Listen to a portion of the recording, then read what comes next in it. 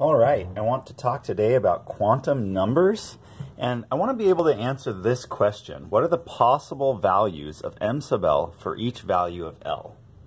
So before we get to that, we need to do a little bit of backstory and review. So how do quantum numbers work? So fundamentally, the basic simple idea is, imagine that we're looking at the Bohr model of the atom. So we have a nucleus somewhere down here, and in that nucleus are protons and neutrons, and then we have electrons in these orbits around the nucleus. So you've got this first shell, or first orbit, and then a second shell, or second orbit, and then a third shell, or second or third orbit around the nucleus, and then a fourth, etc. Okay, so the fundamental idea is that this, n equals 1, is your first quantum number, meaning an electron can be in shell 1, or it can be in shell 2, or it can be in shell 3, or it can be in shell 4. But it can't be in sort of in between. It can't be in sort of shell 1.5 or something like that. You've got this place for an electron, this place for an electron, this place for an electron, etc. And for the hydrogen atom, this model worked pretty well, really well. As long as we had one electron, that was the only quantum number that we had to care about, was the first shell that it's in, or the second shell that it's in, or the third shell that it's in, or the fourth shell that it's in. But for anything that has more than one electron, we have to worry about really these sublevels within that shell to know where the electron's at. So then we learned about each of these quantum numbers, and we've discussed what they mean in the equation separately. So now we'll just remember what they are. So n is the principal quantum number, the shell, is equal to what we've got here. You can have the first shell, or the second shell, or the third shell, etc. Then the second quantum number was L, and it could take on values of 0 up to n.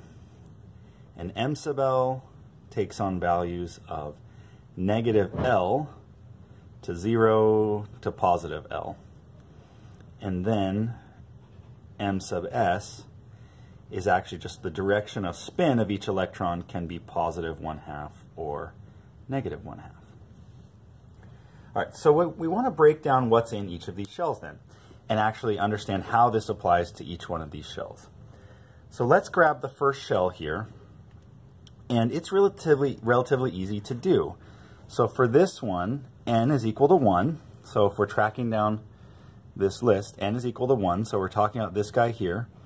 Then L can be 0 or n minus 1. Well, n minus 1, if n is 1, 1 minus 1 is 0. So you have a possibility of n equals 1.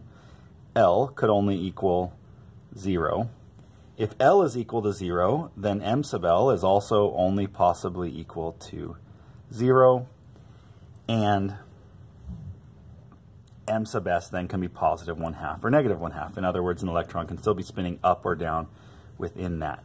So this set of quantum numbers, or this address, describes what we call an s orbital, because L equals 0 is what we call an s orbital. So in this first shell, if you were to zoom in now,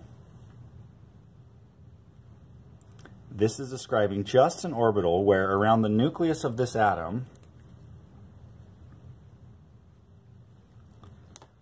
there's only this S-shaped orbital, which is the spherical region around the nucleus of the atom.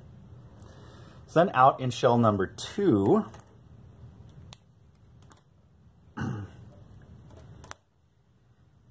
we've got a couple different possibilities. So now, in shell number 2, out here, you do have two possible values for L. So you could have either L is equal to 0, like it was here, or L is equal to 1.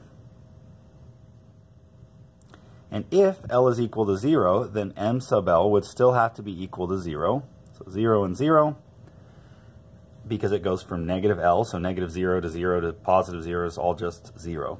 But if it's 1, then the m sub L values could be negative 1, if L was 1, then m sub L could be negative 1, 0, or positive 1. And then, of course, within each of those addresses, you could put 2 electrons, one with a positive spin and one with a negative spin. So if we zoom in on this situation here, what we've described is a situation where you have the nucleus of the atom here in the second shell. So just a reminder, this picture here was the first shell. So what I'm drawing up here is the second shell. So you still have that s orbital that's described by this information, L equals 0. I'll put that in a different color here real quick. This is that s orbital, L equals 0, m sub L equals 0. These ones here are 3 different p orbitals. So you still have that s orbital. Then on top of that, we have 3 of these p orbitals, one going in the vertical direction, one going in the horizontal direction, and then one that's sticking in and out of the paper. We can't see that very well, so we sort of draw it like this and then sticking out at us, but we imagine it's in and out of the paper. So these addresses, 2, 0, and 0, or describes the s orbital, the spherical region around a nucleus that can hold 2 electrons. 2, 1, and negative 1 describes this region, the first one we drew, this vertical one. 2, 1, and 0 describes this horizontal one. 2, 1, and positive 1, the one that's sticking in and out of the board. And then each of those regions can hold 2 electrons. So for one set of addresses, it can hold just 2 electrons. So there could be possibly 2 electrons in this spherical region somewhere. But then in this one, there could be 2 electrons in that spherical region, 2 electrons in that vertical one, 2 electrons in that horizontal one, and 2 electrons in the one sticking in and out of the paper.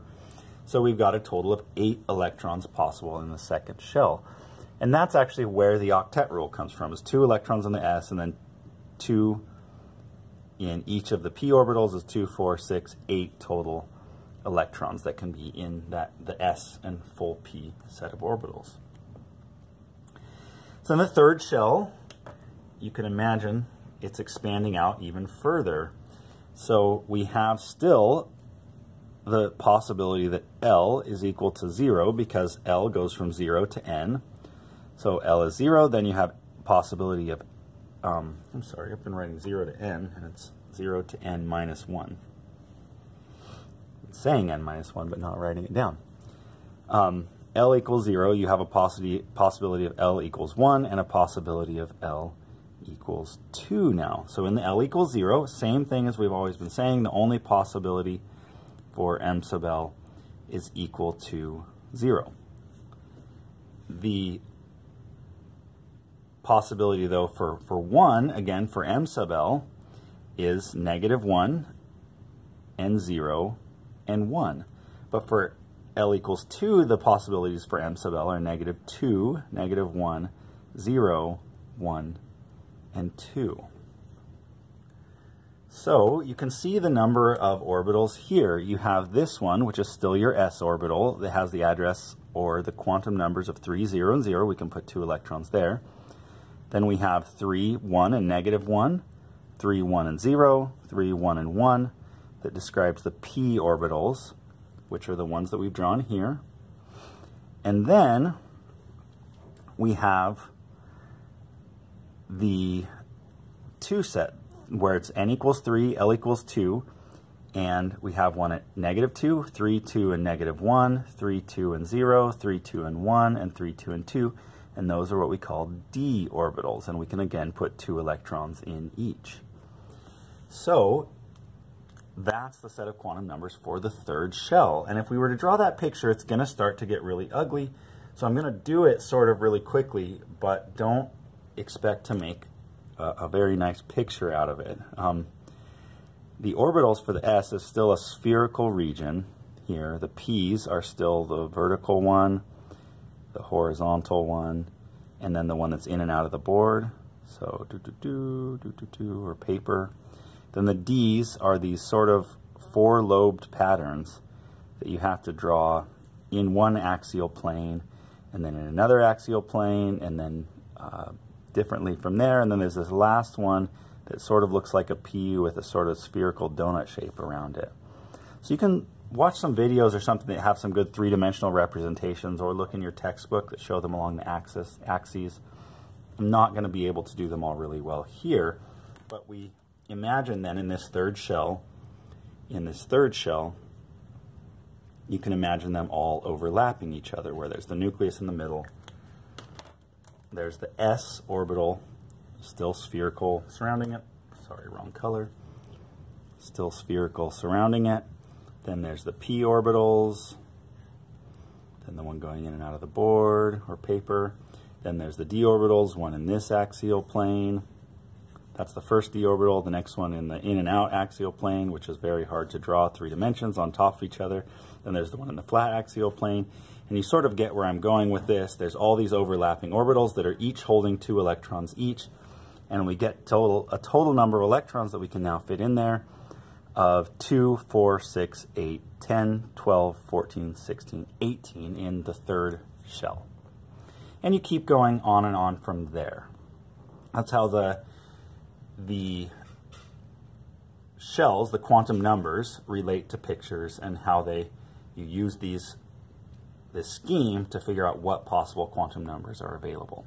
And don't forget that these actually are all the same nucleus, so these would all actually be superimposed in this same picture, with the only difference being these are slightly further away from the nucleus, and these are slightly further away from the nucleus than those. And as you go out, the average distance is slightly further away from the nucleus. So let's use this information now to get back to our problem. The question was, what are the possible values of m sub L for each value of L? So we've done 3 of those now. We've done L, sorry, let's just plop this here. There we go. What are the possible values of m sub L for each value of L? So we've done 3 of them here, and we can just go ahead and copy those down.